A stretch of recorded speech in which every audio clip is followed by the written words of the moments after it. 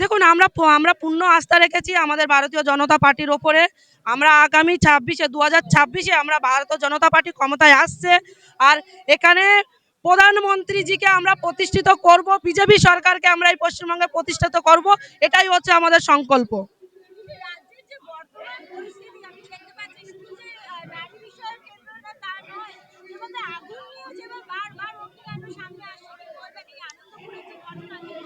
দেখুন, পশ্চিমবঙ্গে শুধু আনন্দপুর নয়, পশ্চিমবঙ্গে টোটালি যেভাবে জিহাদি কার্যকলাপ ছড়িয়ে গেছে তার কিছু প্রমাণ এই যেখানে যেখানে আগুন লাগছে আমাদেরও সন্দেহ হচ্ছে যে আজকের এই আনন্দপুরে, কালকের এখানে, কালকের সেখানে এই যে আগুনগুলো লাগছে, এইগুলো আমাদের মনে হয় কিছু প্রমাণ লুপাট করার জন্য আগুনটা লাগানো হচ্ছে।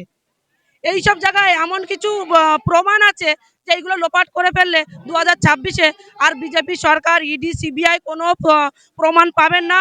আর মমতা বন্দ্যোপাধ্যায় ভাবছেন যে আমি আবার এখানে সরকারে আসব, আবার আমি ক্ষমতা বিস্তারিত করব, এইটাই ভাবছেন। কিন্তু মমতা বন্দ্যোপাধ্যায় ভুল ধারণা।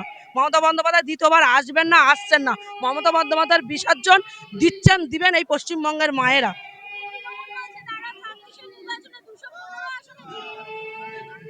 দেখুন, ওনারা তো মুখে অনেক কিছুই বলেন, আমি তো বলবো যদি স্বচ্ছ যদি ভোট নির্বাচন হয় তাহলে মমতা বন্দ্যোপাধ্যায় 2024-এই ধুয়ে মুছে ছাপ হয়ে যেত পশ্চিমবঙ্গের থেকে। উনি যে কারচুপি করেন, ওনার এই কারচুপির জন্য, কারচুপি করলেও মানুষ তো জানে যে মমতা বন্দ্যোপাধ্যায় কতটা নিচু আর কতটা নিম্ন, কতটা মানে, আর বললে আমাদের মুখেও বাধে ওনার বিরুদ্ধে কত বলবো বলুন তো।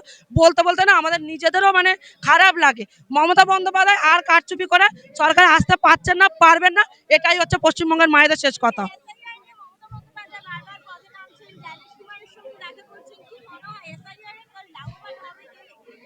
দেখুন, ইলেকশন কমিশনারের পদাধিকারী এই জ্ঞানেশ কুমার।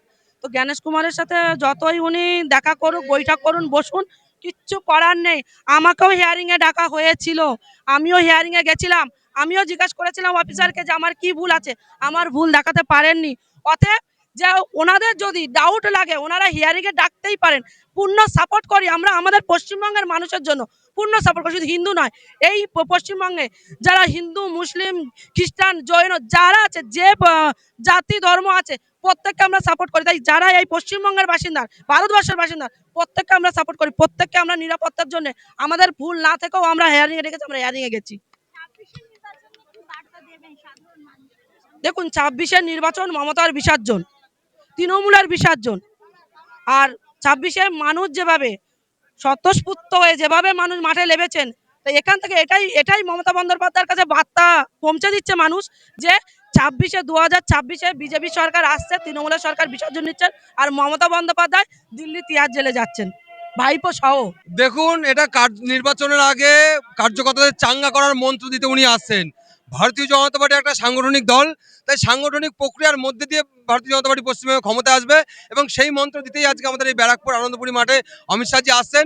এবং কার্যকর্তাদের মধ্যে যে উত্তেজনা, উদ্দীপনা, এটা বোঝা যাচ্ছে যে ভারতীয় জনতা পার্টি পশ্চিমবঙ্গে ক্ষমতায় আসতে চলেছে। তার কারণ আজকে দেখুন, এখানে খুব সীমিত সংখ্যার কার্যকর্তাদের সম্মেলন, কিন্তু যে সংখ্যা কার্যকর্তা এখানে আবেগ নিয়ে অমিত শাহজির কথা শোনার জন্য মানে এখানে এসে উপস্থিত হয়েছেন, সবাই হয়তো ভিতরে প্রবেশ করতে পারবেন না, কিন্তু অমিত শাহজির কথা বাইরে বসে শোনার জন্য মানুষের মধ্যে যে আবেগ, এটা একদম পরিষ্কার বার্তা দিতে চাইছি যে পশ্চিমবঙ্গে ভারতীয় জনতা পার্টি ক্ষমতা আসা শুধুমাত্র সময়ের অপেক্ষা।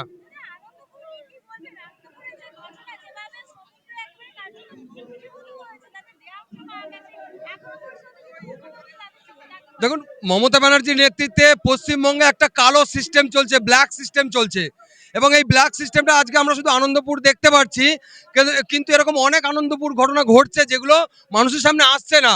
আমরা দেখতে পাচ্ছি যে সংবাদ মাধ্যম তারা তাদের কাজ করতে গেলে আক্রান্ত হচ্ছে, আমরা দেখতে পাচ্ছি বিরোধীরা কোনো প্রতিবাদ করতে গেলে আক্রান্ত হচ্ছে। এবং আনন্দপুরের যে ঘটনা, আপনারা ভেবে দেখুন যে একজন পরিবার তার একজন মারা গেছেন, কিন্তু তার বডিটা পাওয়ার জন্য তাদেরকে 4 দিন 5 দিন ধরে অপেক্ষায় বসে থাকতে হচ্ছে, সেখানে কান্নাকাটি করতে হচ্ছে। তো এই যে ব্ল্যাক সিস্টেম চলছে, এই ব্ল্যাক সিস্টেম যতদিন পশ্চিমবঙ্গে চলবে, এরকম আনন্দপুরের মতো ঘটনা পশ্চিমবঙ্গের প্রত্যেকটা প্রান্তে ঘটবে, এবং সাধারণ মানুষরা নিপীড়িত হবে, অত্যাচারিত হবে, এবং শেষকৃত্য সম্পূর্ণ করার জন্য যে বডি পাচ্ছে না, আমি মাননীয় মমতা বন্দ্যোপাধ্যায়কে, রাজ্য সরকারকে আমি ধিক্কার জানাচ্ছি।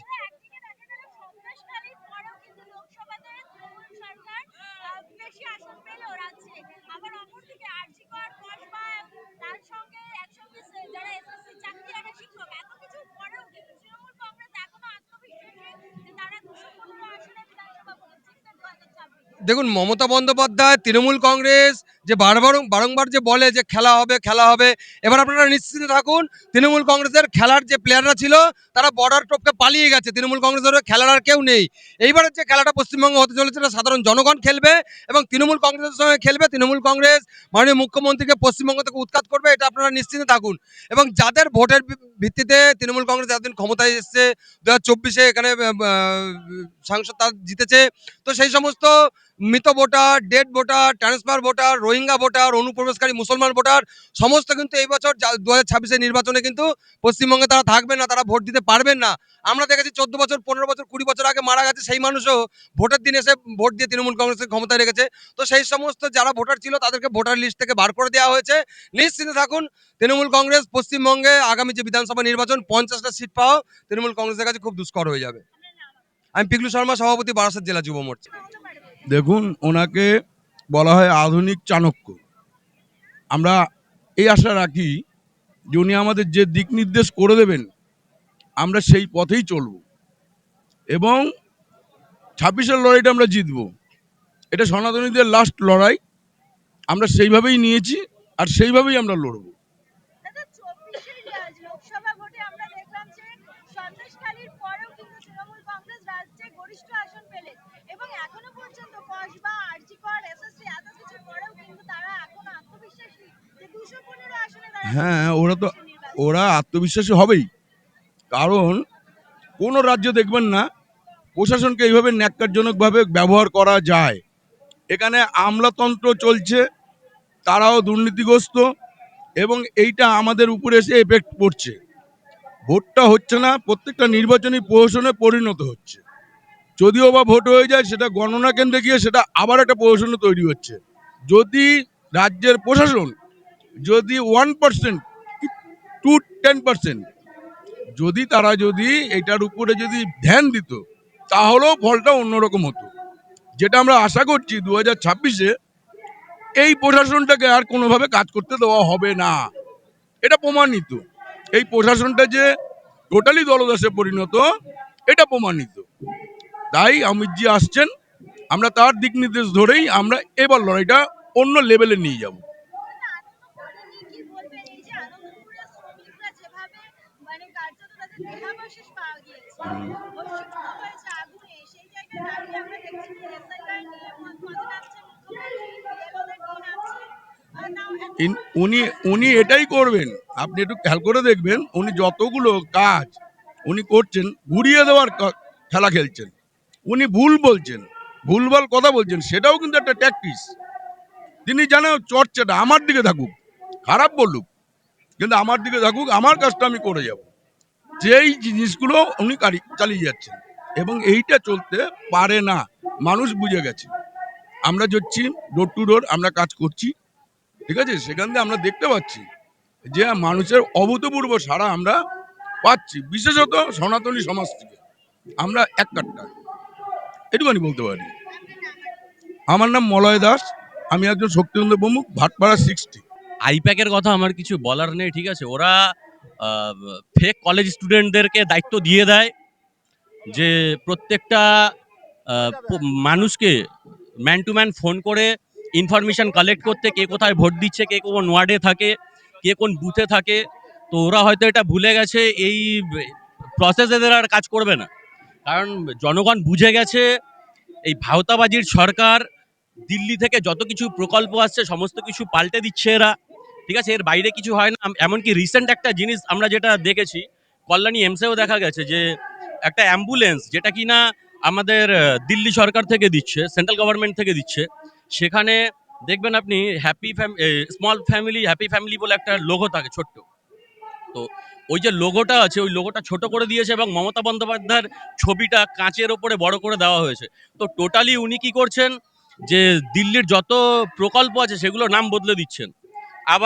প্রধানমন্ত্রী আবাস যোজনা যেরকম বাংলা আবাস যোজনা হয়ে যাচ্ছে। তো এই যে নামগুলো এরা বদলে দিচ্ছে, বদলে দিয়ে কোনো কাজ হবে না। পাবলিক বুঝে গেছে, ঠিক আছে। পাবলিক 21-এও চেষ্টা করেছিল, তো গণনা কেন্দ্রে আমরা দেখেছি যে গণনা করতে গিয়ে প্রচুর সমস্যা ক্রিয়েট হয়েছে। ওখানে যারা গণনা কেন্দ্রে ছিল বিজেপির লোকজন, তাদের ওপরে আক্রমণ হয়েছে, তাদেরকে বার করে দেওয়া হয়েছে গণনা কেন্দ্র থেকে, এবং সেখানে ভুলভাল গণনা করে উনি তো বলছেন যে লোডশেডিং এর সরকার, শুভেন্দু অধিকারীকে বলছে যে লোডশেডিং করিয়ে জিতেছে। প্রত্যেকটা জায়গাতে এরকম হয়েছে। আমরা দেখছি বেলা 12টা 12:30 অবধি একটা রেজাল্ট, হট করে দেখলাম কোনো কিছুই বুঝতে পারছি না, যে প্রসেসিং দেখাচ্ছে বা নেটওয়ার্ক সমস্যা দেখাচ্ছে, পরে গিয়ে দেখলাম মমতা ব্যানার্জি সবাই জিতে গেল।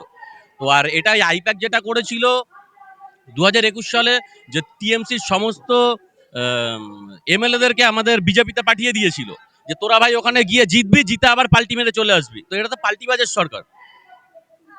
কি বলবেন এই যে 24 লোকসভাতে আমরা দেখলাম যে তৃণমূল কংগ্রেস 200 আসন ছিল এবং এখনো পর্যন্ত কিন্তু তারা কনফিডেন্ট আত্মবিশ্বাসী যে তারা 215 আসনে জিতবে। সেই জায়গায় দাঁড়িয়ে এই যে তৃণমূল দেখুন ওদের আত্মবিশ্বাসী, ওরা যে এত আত্মবিশ্বাসী সেটা আমরা দেখছি। 2019 সালেও বলেছিল যে আমাদের এই ব্যারাকপুর লোকসভাতে যে দীনেশ ত্রিবেদী 2 লক্ষ ভোটে জিতবে। জিতেছিল কি? অর্জুন সিং নাকি 2 লক্ষ ভোটে হারবে। তো সেখানে আমরা দেখলাম অর্জুন সিং আরো প্রায় 15,000 ভোটের মতো বেশি এগিয়ে ছিল। তাহলে হিসাব মতো কি হচ্ছে, আমাদের 2,15,000 ভোটে জিতেছে। তো অভিষেক বন্দ্যোপাধ্যায় তখন কি বলেছিল, যে 2 লক্ষ ভোটের একটা ভোট যদিও কম যেতে তো আমি দল ছেড়ে দেবো। অভিষেক ব্যানার্জি কি দল ছেড়েছে? তো ওরা এরকম বলে। এই যে তৃণমূল বারবার বলছে যে আবাস যোজনার টাকা দিচ্ছে, টাকা দিচ্ছে না, টাকা বন্ধ করে রাখছে। এটা কি প্রভাব পড়বে না মানুষের? আরে বাবা, আমরা তো এতদিন জানতাম আবাস যোজনার টাকা তো আমাদের রাজ্য সরকার দিচ্ছে, আপনিও আশা করি সেটাই জানতেন। তো আজকে আটকে দিয়েছে বলে তো পাবলিক জানতে পারছে যে আবাস যোজনার টাকা দিল্লি থেকে আসছে, রেশনটা দিল্লি থেকে আসছে, এই যে সরকারি অ্যাম্বুলেন্সটা দিল্লি থেকে আসছে, আপনার যে যত গ্রামীণ সড়ক টড়ক দিল্লি থেকে আসছে। তো আমরা এটা কখন জানতে পারলাম? যে যখন টাকাটা আটকে দিয়েছে। এতদিন তো আমরা জানতাম সমস্ত কিছুই আমাদের রাজ্য সরকার দিচ্ছে। তো এটা যদি না আটকাতো, পাবলিকের মধ্যে এই মেসেজটা যেত না যে এটা দিল্লি সরকার দিচ্ছে, এবং এই পরিবর্তনটা আপনারা দেখতে পারতেন না। আমার নাম আশীর্বাদ দাস, আমি জগদ্দল বিধানসভার কো কনভেনার। 26-এ নির্বাচন আমাদের আশা না, তো ক্ষমতায় আসছি এটাই সত্য। 26-এর নির্বাচন তৃণমূলের বিসর্জন। এখন আমরা আনন্দ নিচ্ছি, তৃণমূল যা করছে এটা আমাদের মনে ভালো লাগছে। মানুষের শেষের সময় উন্মাদ হয়ে যায়, তৃণমূল উন্মাদ হয়ে গেছে। তারাই আসবে 215 আসনে জিতবে। ওরা 215 কেন, 230 বলুক না, ওরা 294টাই নিয়ে নিক, কিন্তু গণনার সময় দেখবেন 200 পার হয়ে গেছে বিজেপির। কিন্তু এই যে তৃণমূল থেকে বারবার বলা হচ্ছে যে কেন্দ্র বাংলার টাকা আটকে রাখছে, টাকা দিচ্ছে না, তার কি কোনো প্রভাব? কেন মমতা ব্যানার্জি তো সবসময় স্টেজে বলেন যে আমার কোনো জায়গার টাকা লাগবে না, আমার টাকাই সব হবে। তাহলে এখন কেন্দ্রের কাছে টাকা চাওয়ার কি প্রয়োজন আছে? বাংলার টাকাই করুক। তাহলে এই আনন্দপুর নিয়ে কি বলবেন? একদিকে এসআইআর নিয়ে মুখ্যমন্ত্রী দিল্লি যাচ্ছেন, জ্ঞানেশ কুমারের সঙ্গে দেখা করছেন, কিন্তু আনন্দপুরে শ্রমিকদের প্রতি শুধুমাত্র ক্ষতিপূরণ এখনো আইপ্যাকের অফিসে গেলে যদি রেড করে তখন দিদির যাওয়ার টাইম হয়, কিন্তু আনন্দপুরে 27 জন মারা গেছে, ওখানে দিদির সময় নেই। এটাই ঘটনা। গত 15 বছর ধরে এটাই দেখে আসছি, পরে যদি থাকে ওটাই হবে, কিন্তু থাকার কোনো সম্ভাবনা নেই। যে রাজ্যে বলা হচ্ছে যে ভিন রাজ্য থেকে পরিযায়ী শ্রমিকদের বাংলায় আসতে বলা হচ্ছে যে বাংলায় অনেক কাজ আছে, তাহলে যারা বাংলাতেই কাজ করছে তাহলে শ্রমিকদের নিরাপত্তা কোথায়? নারী নিরাপত্তা নিয়ে এতদিন প্রশ্ন উঠছিল। নারী, উনি একজন নারী, নারীদের নিরাপত্তা তো দিতেই পারেনি কোনো সময়। ওনার যে মুখের কথা, ওনার নিজের মুখের ভাষাই তো ভালো না, তার নারীদের নিরাপত্তা দেবে কোথার থেকে? আপনার নাম? দুলাল রায়, বসিরহাট সাংগঠনিক জেলা। এই যে চোর টিএমসি সরকার আছে তার আয়ু আর 3 মাস আছে। আজকের এই অমিত শাহ যে বার্তা দেবে বা আগে দিয়েছে, এই দুর্নীতিবাজ সরকারকে এই 26 সালে সাধারণ মানুষ ভোটের মাধ্যমে পরাজিত করে ওই নবান্ন থেকে ছুঁড়ে ফেলে দেবে। কি মনে করছেন, কি বার্তা দিতে পারে অমিত শাহ আপনাদের সঙ্গে সাংগঠনিক বলছে, কি আলোচনা হতে পারে? ওইটা আমি বলতে পারবো না, কি আলোচনা হবে তার ব্যক্তিগত ব্যাপার। কিন্তু আমি জানি যে আমি বাগদা থেকে এসেছি, বাগদা আমাদের বিজেপির মাটি। তাই আমরা বলতে চাই এই 26 সালে টিএমসি সরকার অনিবার্য এই পশ্চিমবাংলা থেকে হেরে যাচ্ছে। বাগদা টিএমসি সরকার মোটেই উন্নয়ন করেনি।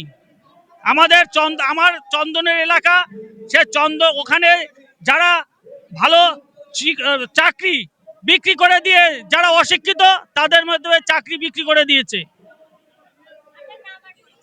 আমার নাম বিধান হাওলাদার, আমি বাগদা পঞ্চায়েত সমিতির দুবারের পঞ্চায়েত সমিতির মেম্বার।